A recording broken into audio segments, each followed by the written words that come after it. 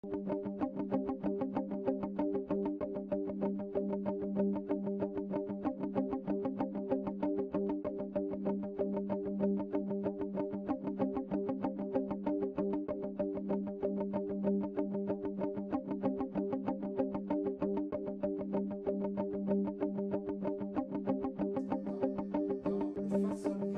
después de la Segunda Guerra Mundial que los países del sur entran en la industrialización.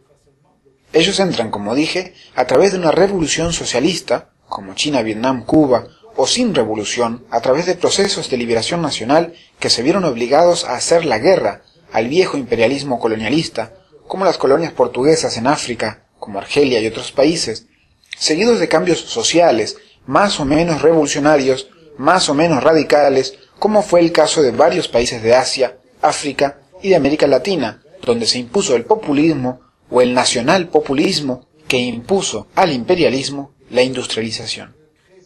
La Argentina fue una vanguardia en esta historia, pero por razones diversas, que yo no diré acá, el ataque externo y las debilidades internas a la vez condujeron a que esta experiencia, que estuvo a la vanguardia del desarrollo industrial del sur, terminara en una descomposición.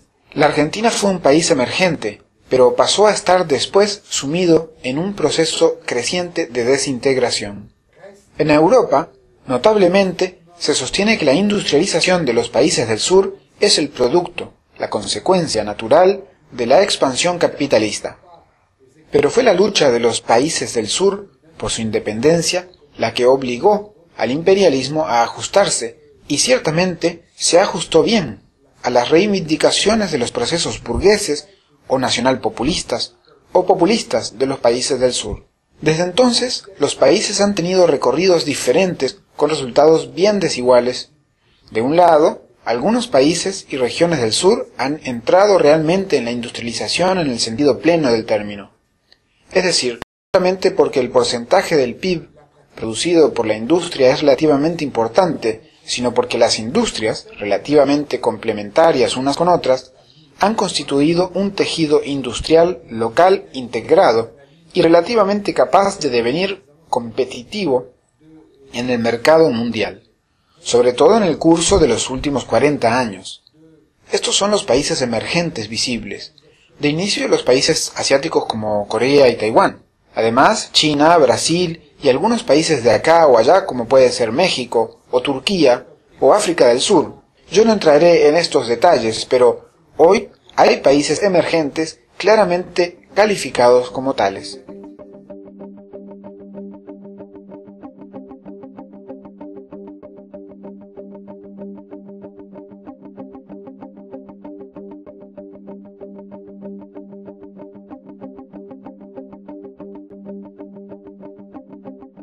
Primero, un crecimiento económico muy fuerte, muy superior a la media mundial. Segundo, el crecimiento de las exportaciones modernas, los productos industriales, no agrícolas ni primarios, que se traduce en su capacidad de competencia en el mercado mundial. Tercero, el hecho de que eso se ha realizado sin apoyarse totalmente en el aporte del capital exterior, sino que es el resultado de una política que combina la política local nacional con la asociación, en algunos casos, con el capital financiero internacional. La interrogante que surge es la siguiente, referida a la tesis de Negri particularmente. ¿Es que acaso la existencia de estos países demuestra que la recuperación dentro del capitalismo es posible y que la ruptura, la desconexión, no es positiva? La prueba sería que los países que están mejor en la actualidad son aquellos que jugaron la carta de la mundialización en su provecho. Esto quiere decir, en provecho de una clase minoritaria dirigente, posiblemente compartido con clases medias en mediano plazo, y posiblemente, más a largo plazo, compartido con las clases populares. Eso es lo que ellos dicen. Yo continúo sosteniendo que esos países que se dicen emergentes no son realmente emergentes del todo, porque no están claramente en vías de lograr recuperarse, en el sentido de alcanzar a los países capitalistas desarrollados, sino que devienen cada vez más el corazón de la periferia de mañana, es decir, en los nuevos países de la periferia del mañana, y porque la dominación del centro imperialista colectivo sobre la periferia será, no como en el pasado a través de los monopolios de la industria que caracterizaron el centro, sino a través de lo que yo llamo los 5 monopolios del centro.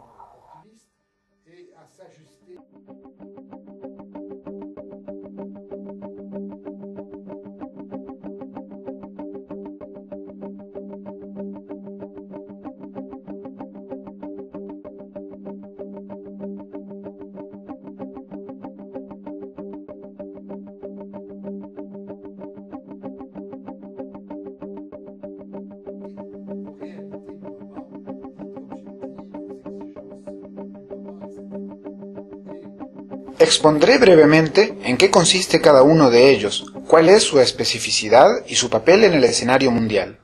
Primero, el monopolio del acceso a los recursos naturales del globo, no de la propiedad.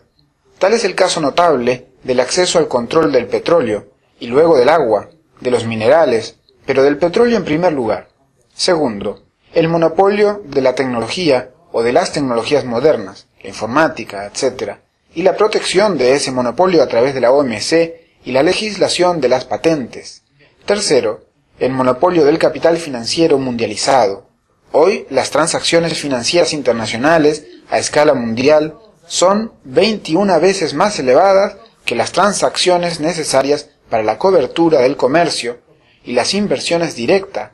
Entonces, la burbuja financiera es gigantesca en relación a la base de la producción. Esa burbuja financiera está íntegramente controlada por una centena de bancos y grupos financieros del norte, todos de la tríada. Cuarto, el control de la comunicación, de la información, etc. Y quinto, el control de los armamentos de destrucción masiva, nucleares y otros. No es un fenómeno político exterior a la realidad económica, porque es el último recurso de imposición del orden imperialista. Si usted no cede gentilmente lo que queremos, podemos bombardearlo. Cuando uno observa las relaciones entre la periferia emergente y el centro, o los centros, de la tríada en el momento actual, en relación a los 5 aspectos mencionados, uno ve que el centro no abandonará, no cederá sus privilegios, sus prerrogativas sobre esos monopolios a la periferia emergente.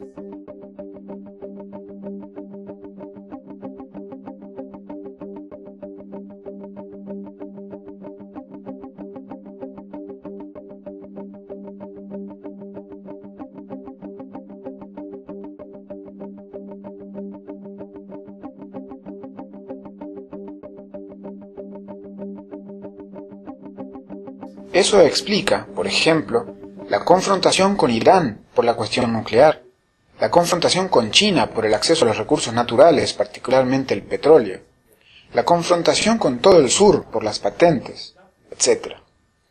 La confrontación con todo el sur por la apertura financiera y, finalmente, la confrontación sobre las armas de destrucción masiva. Ahora bien, los países emergentes no están en vías de alcanzar a los países del centro, porque el imperialismo ha construido los medios para integrar su industrialización transformándola en una industrialización subordinada y dominada. China es el atelier del mundo, sí, pero ¿a qué precio? ¿Al precio de la explotación de los trabajadores chinos en beneficio de los conservadores occidentales? Así como los obreros estaban subordinados al capital, los países de la periferia de mañana están subordinados al capital dominante a la escala mundial. Este es un aspecto importante.